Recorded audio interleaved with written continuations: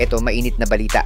Eto, Australian Boomers. Binubuli nga ba ang Gilas matapos i-post na magiging third place lang daw ang Gilas sa Group A sa paparating na 2027 FIBA World Cup qualifiers. Dinagdag pa sa isang post na may caption na "A rivalry set to be reignited" na nagpapahiwatig nga ba na handa silang makipagpalitan ulit ng muka sa Gilas. Ano kaya ang reaksyon ng Gilas sa pahayag na to ng Boomers? Pero bago yan, like and subscribe lang mga kabady para sa latest basketball news and highlights. Mukhang maaga pa lang ay may konting friendly bullying ng pinapakawalan ang Australia laban sa Gilas Pilipinas kahit malayo pa ang 2027 FIBA World Cup qualifiers.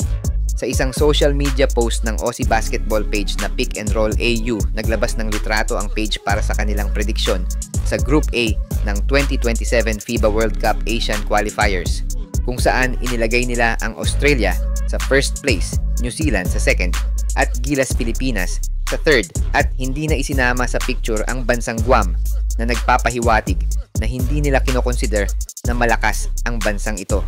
Umani naman niya ng iba't ibang komento lalo na sa Gilas fans at sinabing wag daw pakasiguro ang Boomers at baka ang Pinas pa ang maging top seed sa grupo nila.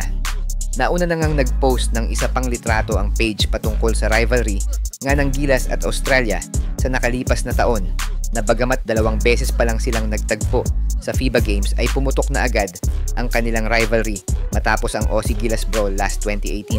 Sinisimulan na nga ba ng Boomers ang apoy sa mga Gilas fans at mismong Gilas management na ayon sa ilang taga-subaybay, tila pahiwatig nito na minamaliit ng Australia ang tsansa ng Gilas sa first round ng qualifiers.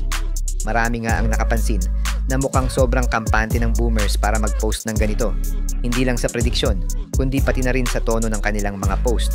Bagamat walang opisyal na pahayag pa mula sa Gilas, siguradong hindi ito palalampasin ng coaching staff at mga manlalaro.